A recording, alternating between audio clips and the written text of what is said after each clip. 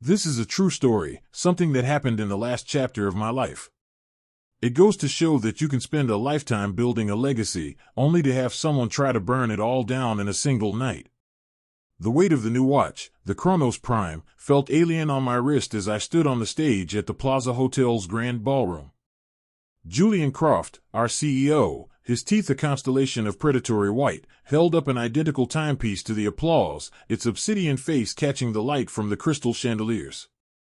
This was supposed to be our triumph, the culmination of my 50 years as a watchmaker, but his first words shattered everything.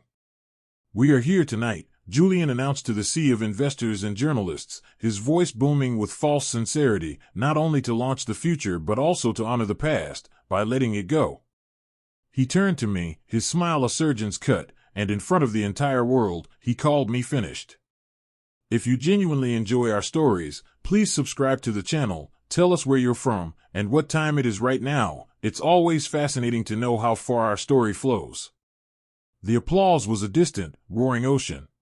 My ears filled with a high-pitched whine, the sound of a spring being wound too tight. 50 years. I started Finch Croft Horology with Julian's father, Robert, in a dusty workshop in the back of a jewelry store in the Diamond District. Robert was the salesman, the charmer. I was the engine, the artisan hunched over a bench with a loop pressed to my eye, coaxing life into gears and levers the size of dust motes. We built our name on precision, on movements so perfect they were considered works of art.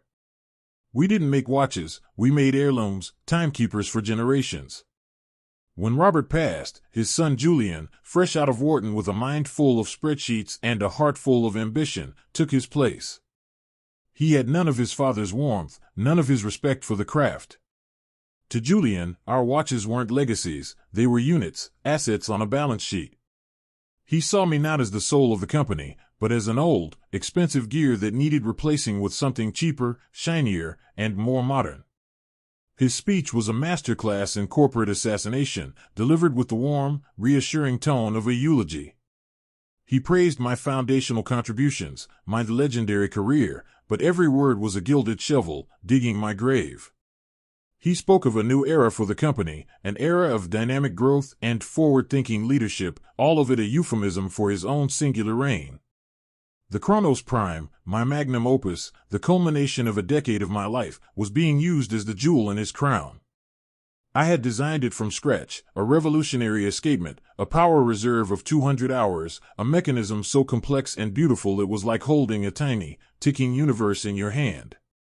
And he was claiming it. He spoke of it as if he'd conceived it himself during a moment of divine inspiration on his private jet. My name wasn't mentioned once in connection with its creation. The final insult was the gift. A stagehand brought out a velvet box. Julian opened it with a flourish. Inside, nestled on a bed of satin, was a watch. It was a replica of the very first timepiece I ever made, the Finch Model 1, a simple, elegant design from 1973. But this wasn't one of my originals. It was a cheap, gold-plated imitation. The weight was wrong, the finish too bright. It was a caricature, a mockery of my life's work. A token of our immense gratitude, Julian said, his voice dripping with condescension as he handed it to me. So you'll always remember where it all started, Arthur. And where it ends. The cameras flashed, blinding me, capturing the frozen, stunned rictus on my face for eternity.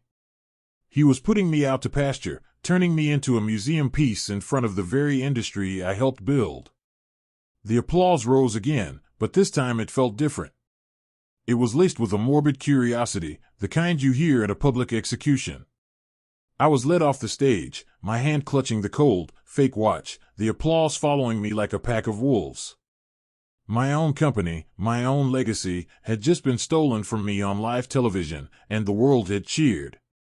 The worst part, the part that twisted in my gut like a broken mainspring, was the look in Julian's eyes. It wasn't malice. It was indifference. The kind of look you give an old piece of furniture you're sending to the dump. I was no longer a person to him. I was just dead weight he'd finally managed to cut loose. And as I was shuffled out a side door and into the cold New York night, the weight of the fake watch in my pocket felt heavier than any anchor. The ride home to my brownstone in the West Village was a silent, blurry nightmare. The city lights smeared across the town car window like wet paint. My wife, Eleanor, sat beside me, her hand gripping mine, her silence a testament to a fury so deep it had no words. She knew what this meant. It wasn't just a job. It was my identity, my art, the very rhythm of my life. When we got inside, I didn't turn on the lights. I walked to my study, the room where I kept my personal collection, my tools, my history. I took the cheap replica from my pocket and set it on my workbench under the intense glow of a magnifying lamp. It was even worse up close. The plating was uneven, the crystal was mineral glass, not sapphire, and the hands were stamped metal, not polished steel. It was an insult crafted with deliberate precision. For hours, I just sat there, staring at it, the silence of the house pressing in on me. The shock was beginning to recede, replaced by a cold, creeping dread. My keycard to the workshop had been deactivated. My company email was shut down. My name was already being scrubbed from the corporate website, replaced with a smiling, airbrushed photo of Julian. I was a ghost in my own life. The next few days were a fog of legal consultations and hollow reassurances. My lawyer, a man half my age with twice my pessimism, explained the brutal reality. Julian had been planning this for years. The contract I'd signed when he took over as CEO, the one that was supposed to protect my role as chief horologist, was an iron cage disguised as a golden parachute. It had a clause, buried in pages of legalese, that gave the board, a board Julian had systematically filled with his own people, the power to terminate my position for reasons of brand evolution. It was airtight. I had no recourse. The news spread through the industry like wildfire. Whispers turned into headlines. Arthur Finch, the old master, steps down. Finch and Croft enters a bold new era. Julian's PR machine was working overtime, painting him as a visionary and me as a beloved but fading relic, gracefully accepting his retirement. They even released a statement in my name, full of saccharine gratitude and well wishes for Julian. I felt like I was watching my own funeral from inside the coffin. My suspicion began as a small, nagging dissonance. Julian was a businessman, not a watchmaker. He couldn't tell a tourbillon from a balance wheel. How could he have possibly overseen the final, critical stages of the Chronos Prime's production? The tolerances were submicron. The assembly required a level of skill that only a handful of people in the world possessed, people I had personally trained. Something was wrong. The feeling grew, a knot in my stomach that had nothing to do with humiliation and everything to do with a craftsman's intuition. He was too confident, too seamless in his takeover. It was then that I decided to reach out to an old friend, a man named Stefan, who ran a small, highly specialized metallurgical lab in Geneva. Stefan owed me a favor from decades ago. He was the only person I trusted to analyze materials with absolute discretion. I sent him a message through a secure app. Stefan, I wrote. I have a question about cobalt alloys. A purely theoretical one. The hook was set. I didn't know what I was looking for, but I knew I had to look. Julian had made one critical mistake. He thought the battle was over. He didn't understand that for a man like me, who had spent his life measuring time in fractions of a second, patience was the ultimate weapon. He had ended my career, but in doing so, he had given me the one thing a watchmaker cherishes above all else, all the time in the world. And I was going to use every last second of it to find out what he had done to my watch. The reply from Stefan came 2 days later. It was a single, cryptic line, theoretical cobalt is one thing, Arthur. What are you really looking for? I knew then he understood. I couldn't risk sending him a new Chronos Prime. Julian would have the serial numbers tracked, and getting one would be impossible anyway. So, I did the next best thing. I went back to my own designs, the blueprints and material specifications I kept in a fireproof safe in my study. I had backups of everything, a habit born from a lifetime of knowing that a single drop of misplaced oil or a magnetized tool could ruin months of work. I scanned the material specs for the escapement lever, one of the most critical and delicate components of the movement, the very heart of the watch. It was supposed to be made from a proprietary cobalt chromium alloy we had spent 3 years and a small fortune developing. It was incredibly strong, frictionless, and resistant to temperature changes. It was one of the key innovations that made the Chronos Prime so revolutionary. I sent the exact chemical composition to Stefan. "This is the alloy," I wrote. "Can you tell me if there are any cheaper alternatives that could mimic its performance, even for a short time?" While I waited for his analysis, I started digging into Julian's past, not as a CEO, but as a man. I wasn't looking for financial crimes, not yet. I was looking for his character, his habits, his tells. I spent my days in the New York Public Library on 42nd Street, using their databases to comb through old articles, interviews, and business journals. Julian Croft presented himself as a titan of industry, a self-made visionary. But the deeper I looked, the more I saw a pattern. He had a history of joining established companies with strong, aging founders. He would charm them, praise their legacy, and then, once he was in a position of power, he would systematically dismantle everything they had built, rebranding it as his own before selling the company for parts. He was a corporate cuckoo, laying his eggs in other birds' nests. The story was always the same: a celebrated founder suddenly retiring, a bold new direction, a surge in stock value, and then a quiet, profitable exit for Julian, leaving a hollowed-out shell behind. He hadn't built anything in his life. He was a demolition expert. My breakthrough came not from a financial database, but from a society blog. It was an article from 2 years prior about a charity auction in the Hamptons. There was a photo of Julian, smiling his predatory smile, with his arm around a man named Li Zhang. The caption identified Zhang as the chairman of a massive Chinese manufacturing conglomerate called Precision Dynamic Holdings. I'd never heard of them. Watchmaking at our level was a small, insular world. We knew all the major players, all the high-end component suppliers in Switzerland and Germany. Precision Dynamic was not one of them. I spent the next 48 hours falling down a rabbit hole. The company was a ghost. They had a slick corporate website full of buzzwords like synergy and vertical integration, but very little concrete information. They specialized in high-volume manufacturing of electronic components for smartphones and medical devices. Nothing about horology. Nothing about the kind of microscopic, artisanal work our watches required. But then I found it. Buried in a sub-subsidiary's online trade filing was a list of their manufacturing capabilities. And there it was, micromechanical component fabrication using MIM technology. Metal injection molding. It was a cheap, mass-production technique, perfect for spitting out millions of identical, low-quality parts. It was the antithesis of everything Finch and Croft stood for. My blood ran cold. The idea was so audacious, so sacrilegious, it was almost brilliant. Julian wasn't just stealing my company. He was replacing its very soul with a cheap counterfeit.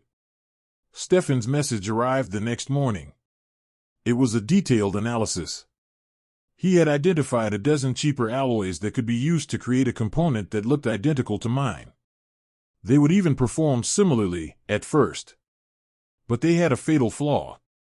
Under the constant, microscopic stress of a watch's movement, they would degrade. They would lose their structural integrity, become brittle, and eventually, they would fail. He even pinpointed the most likely candidate, a common industrial alloy used in dental implants, mass-produced by a handful of large-scale manufacturers in Shenzhen. One of whom, he noted, was a primary supplier for a company called Precision Dynamic Holdings. The pieces clicked into place with the sickening finality of a coffin lid shutting. Julian had found a way to produce the complex components of the Chronos Prime for pennies on the dollar. He was putting a $100 movement in a $30,000 watch and selling my legacy to the world as a lie. This wasn't just about money or ego anymore. He was committing a fraud on a global scale. He was destroying our name, our history, our reputation for perfection, all for a bigger profit margin. And the worst part was, he was untouchable. He was on the cover of Modern Investor magazine, lauded as a genius. The company's stock had doubled since the launch. He had woven such a compelling narrative of innovation and success that no one would ever believe the ramblings of a bitter, retired old man. He had all the power, all the money, and all the momentum.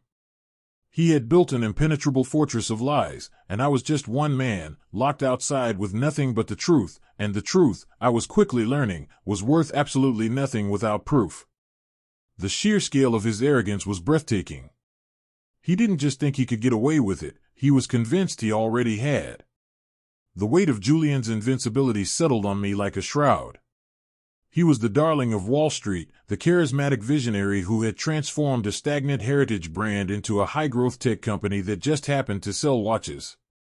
He was on financial news shows, giving interviews from his gleaming corner office overlooking Bryant Park, the same office that used to be Robert's, and then mine. He'd had it gutted, replacing the warm mahogany and worn leather with sterile white walls, glass, and chrome. It looked like a laboratory where souls were dissected. He spoke about disrupting the luxury space and leveraging brand identity, a torrent of meaningless jargon that the market ate up. His lawyers were from a top-tier Manhattan firm, the kind of legal piranhas who billed $1,000 an hour to make problems, and people, disappear. I was receiving weekly letters from them, each one a polite but menacing reminder of the non-disclosure and non-compete agreements I had signed. They were warning me, walling me in. If I so much as whispered a word of what I suspected, they would sue me into oblivion, painting me as a disgruntled, senile old man suffering from sour grapes. They would bury me in depositions, motions, and legal fees until I was nothing but dust. Eleanor saw the toll it was taking. I wasn't sleeping. I'd spend my nights in the workshop, disassembling old movements, my hands needing the familiar comfort of gears and springs. But my mind was elsewhere, caught in a loop of helpless rage.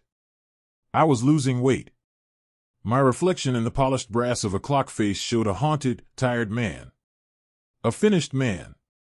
Julian's word echoed in my head. Finished. Finished. Finished. Eleanor would bring me tea, her face etched with worry. "Arthur," she said one night, her voice soft but firm. "You can't let him do this to you. He's taking your company, don't let him take your peace too." But peace was a distant country I could no longer find on a map. The feeling of being untouchable extended to his personal life, too. He was the city's new golden boy, appearing at every high-profile charity gala and exclusive event with his equally polished wife, a woman who looked like she had been assembled from a catalog of expensive tastes. They were the ultimate power couple, their lives a curated performance of success and influence. They were everything I wasn't, loud, slick, and empty. The world loved them for it. The turning point came on a rainy Tuesday in October. I was in my study, the threatening letters from Julian's lawyers spread across my desk like a tarot reading of my own doom. The phone rang. It was Maria, a young woman who had been my apprentice for 5 years before I was forced out. She was the most gifted watchmaker I had ever trained, with a surgeon's hands and an artist's soul. She had been quiet since my retirement, and I had assumed she was just trying to keep her head down and protect her job. Her voice was hesitant, scared. "Arthur? Can you talk?" We spoke for an hour. She told me everything. The workshop, our sanctuary of quiet craftsmanship, had been transformed. Julian had installed cameras everywhere. He had fired most of the veteran watchmakers, the ones loyal to me, and replaced them with younger technicians who were trained only to assemble prefabricated movement kits. The parts arrived in unmarked plastic trays from a logistics company that had no history in the horological world. She said the quality was abysmal. Components that didn't fit, alloys that were brittle. Her job was no longer about creation, it was about quality control for shoddy goods, trying to make the cheap parts work well enough to pass a superficial inspection. She was heartbroken. "He's putting our name on junk, Arthur," she whispered, her voice cracking. "He's destroying everything we built." After the call, I sat in silence for a long time, the rain lashing against the window panes. Maria's words had confirmed my worst fears, but they had also done something else. They had lit a fuse. The humiliation of the gala, the theft of my life's work, the legal threats, All of it had been a heavy, suffocating weight. But this was different. This was the desecration of the craft itself. He wasn't just defaming my name, he was poisoning the very idea of quality, of legacy, of a promise made between a craftsman and a customer. He was selling a lie to people who saved for years to own a piece of our history. I looked over at my workbench, at the cheap, gold-plated replica Julian had given me. It sat there, a monument to his contempt. I picked it up, feeling the shoddy, weightless construction. In that moment, something inside me shifted. The despair, the helpless anger, it all burned away, leaving behind a cold, hard resolve that was as pure and unyielding as diamond. Julian operated in a world of bluster, of lawsuits and public relations. He thought he had defeated me in his arena. But he had made a fatal error in judgment.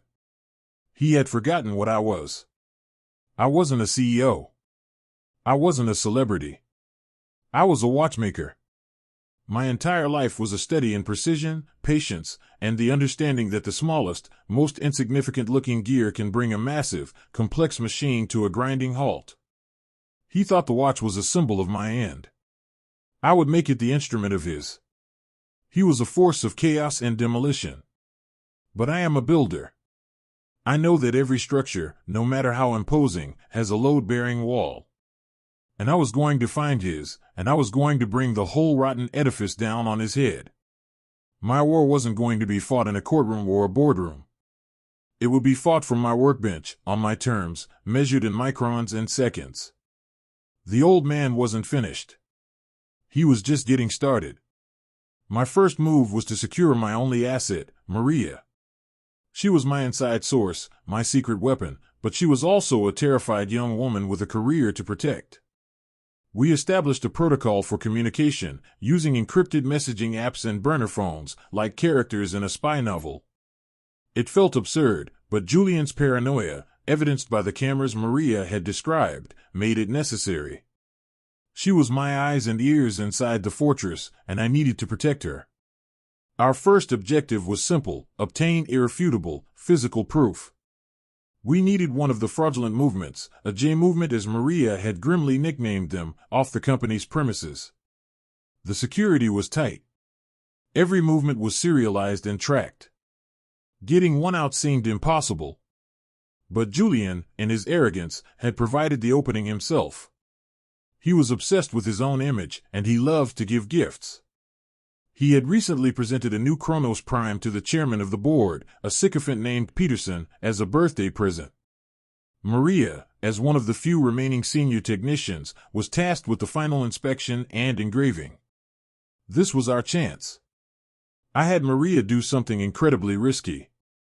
Using a set of custom tools I had designed years ago, she was to make a microscopic alteration to the movement before it left the workshop.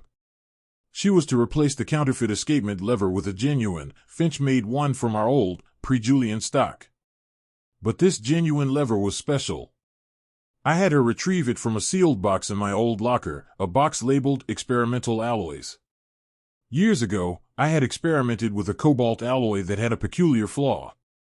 It was perfect in every respect except one: it had a predictable structural fatigue limit. Under the precise, rhythmic strain of the watch's ticking, it would perform flawlessly for a set period, and then it would fail.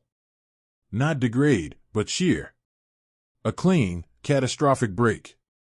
I knew this particular lever, in the high-beat Chronos Prime movement, would last for exactly 412 hours of continuous operation. 18 days. Peterson was an old man who wore his watches sparingly, usually only for board meetings and social events. The watch would sit in his safe for weeks, and the flaw would remain dormant. The lever was our Trojan horse. With the flawed lever in place inside Peterson's watch, we moved to the next phase, acquiring it. I couldn't just ask him for it. I needed a pretense. I began to watch Peterson. I learned his habits, his routines.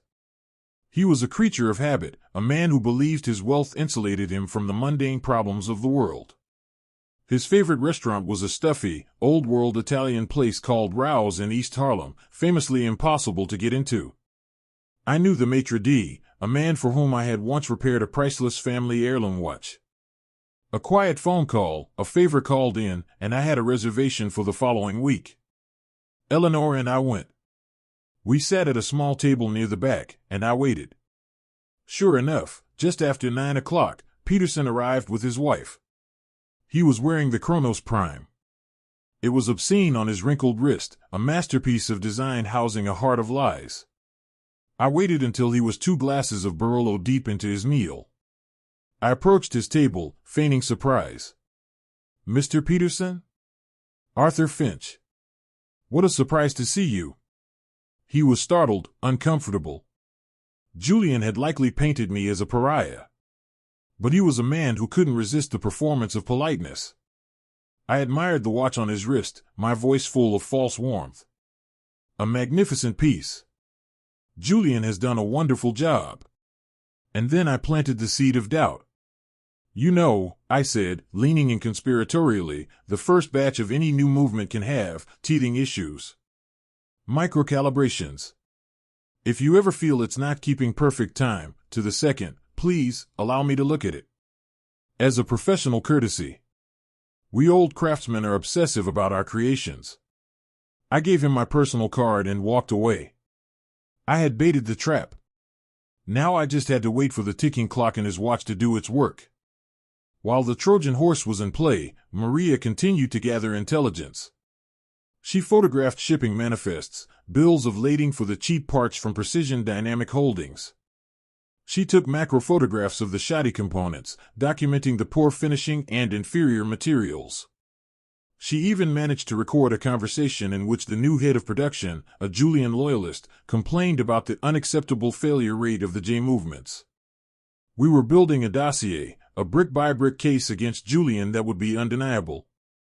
My quiet life had transformed. My days were spent coordinating with Maria, analyzing data, and planning my next move. My nights were spent in my workshop, not building watches, but building a weapon. The rage that had once consumed me had cooled and hardened into a focused, deliberate purpose. I felt more alive than I had in years. I was no longer a victim. I was a strategist, a hunter. And my prey was getting closer with every tick of the clock. The call from Peterson came 17 days later, a day earlier than I'd predicted. His voice was a mixture of annoyance and confusion. "Mr. Finch?" "Peterson. That watch you mentioned, it stopped. Just stopped working." I feigned a tone of grave concern. "Bring it to me immediately," I said. "Don't let anyone else touch it. I'll take care of it personally." He agreed to have his driver drop it off at my home the next day. The fish had taken the bait. I was about to hold the smoking gun in my own hands. The watch arrived in a ridiculously ostentatious leather case, delivered by a uniformed driver who looked at my modest brownstone with disdain. As soon as he was gone, I took the case to my workshop. My hands, which had been steady for 50 years while handling components the width of a human hair, were trembling slightly. This was the moment of truth. I placed the Chronos Prime on a velvet tray under the bright glare of my lamp. It was beautiful on the outside, a perfect illusion. Using my tools, I carefully removed the sapphire crystal caseback, exposing the movement within. And there it was. The J movement. At first glance, it looked like my design. The architecture was the same. But under my 20x magnification loupe, the fraud was laid bare. The famous Finch and Croft finishing, the hand-beveled edges, the circular graining, the polished screws, it was all gone. Replaced by the crude, machine-stamped finish of mass production. The metal had a dull, lifeless sheen. It was like looking at a soulless clone of my creation. And there, at the heart of the mechanism, was my Trojan horse. The experimental escapement lever. Just as I had predicted, it had sheared in two. A clean break. The watch was dead. I worked for 12 hours straight, fueled by black coffee and a cold, simmering fury. I photographed everything. Every poorly finished gear, every cheap screw, every angle of the broken lever. I documented the inferior alloys using a small spectrometer I owned. I recorded a video of myself, my face grim, narrating the autopsy of my own masterpiece. I explained, in excruciating detail, how this movement was a counterfeit. I showed the difference between the cheap parts and the genuine articles I had in my workshop. And then, I delivered the killing blow. I pointed the camera at the broken lever. This component, I said, my voice steady, is not one of the cheap parts. This is one of mine. An experimental piece with a predictable flaw. I know it failed after approximately 412 hours of use.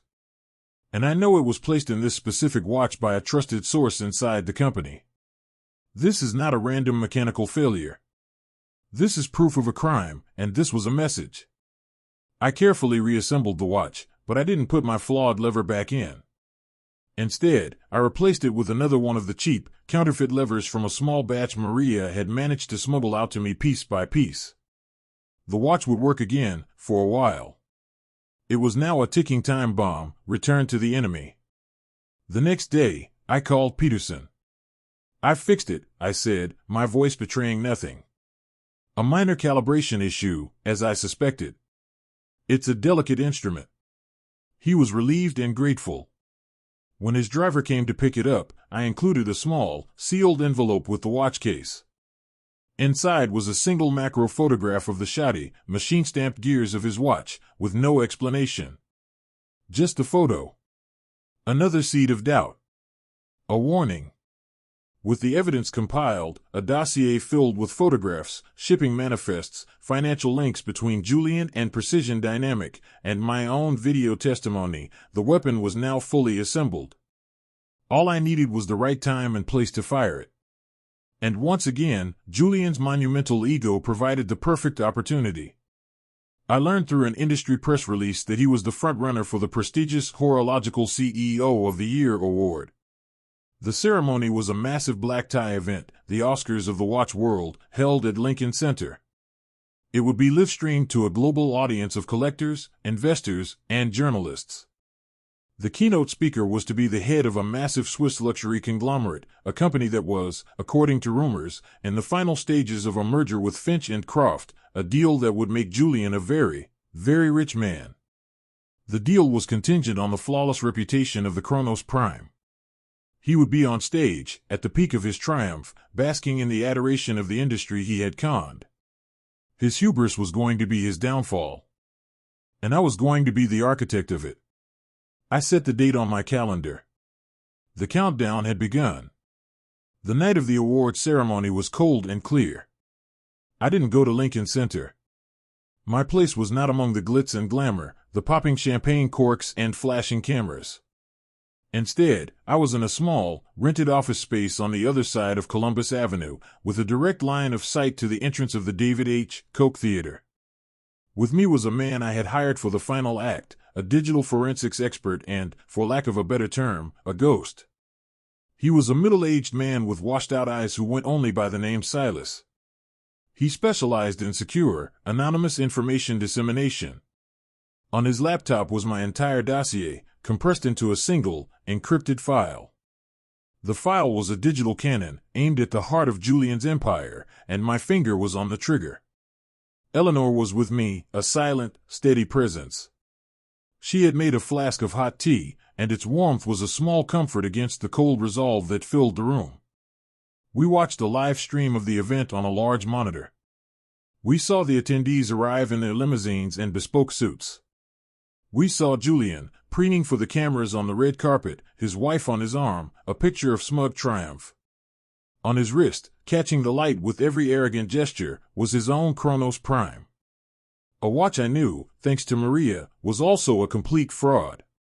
The ceremony dragged on. Speeches were made, lesser awards were given. I felt a strange sense of calm, the serenity that comes when a complex machine has been assembled and all that remains is to turn the key. Silas sat impassively at his terminal, his fingers hovering over the keyboard. "The distribution list is loaded," he said, his voice a low monotone. 287 targets. Every major financial journalist in New York and Geneva. The entire board of the Swiss conglomerate. Key industry analysts, regulators, and the 50 most influential watch collectors in the world. Once I hit send, the file will be delivered to all of them simultaneously from a randomized series of offshore servers. It will be untraceable. I just nodded, my eyes fixed on the screen. Finally, the moment came. The presenter, a respected industry veteran, announced the winner for CEO of the Year. Julian Croft. The ballroom erupted in applause.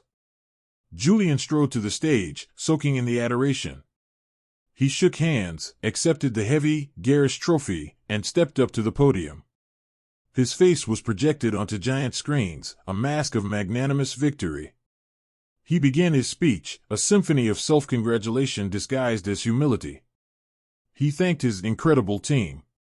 He talked about honoring the legacy of the founders while pushing the brand into the future. My stomach turned.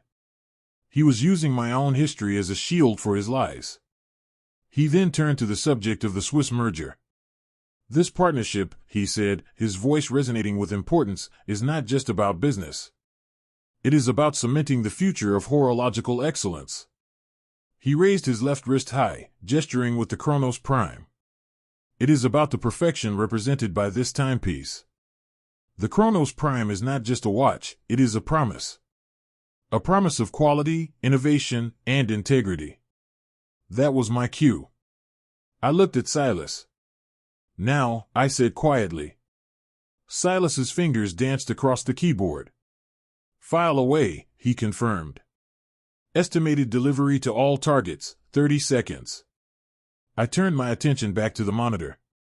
Julian was basking in the applause, his arm still held aloft. He glanced down at his watch to make a point about time, about the future. And then he froze. His confident smile faltered, replaced by a flicker of confusion. On the massive screen behind him, the audience could see what he was seeing. The second hand on his $30,000 watch was spinning erratically, like a dying insect. Then, the minute hand began to twitch.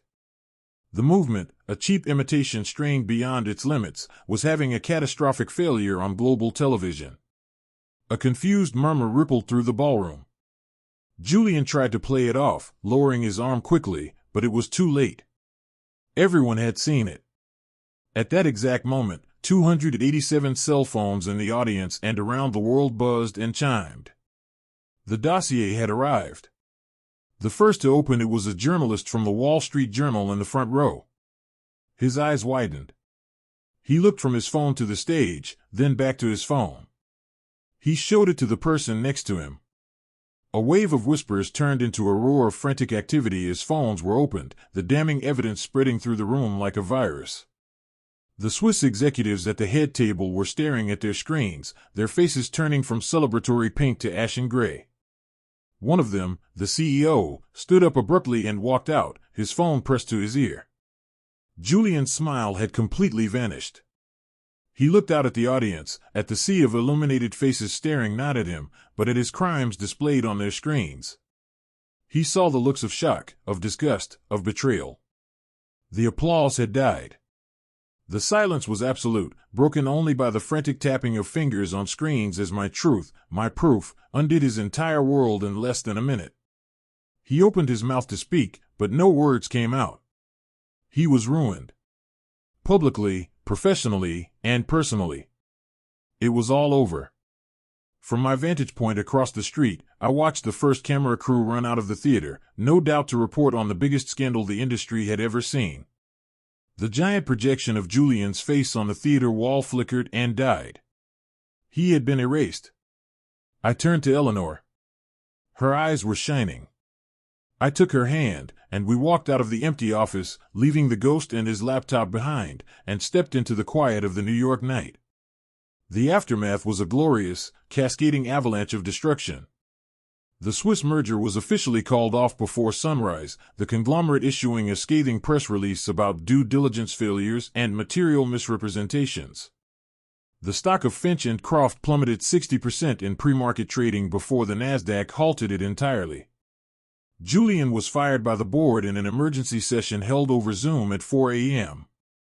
By noon, the district attorney's office had announced a full-scale criminal investigation into corporate fraud, and federal agents were seen carrying boxes out of the company's headquarters. The media frenzy was relentless.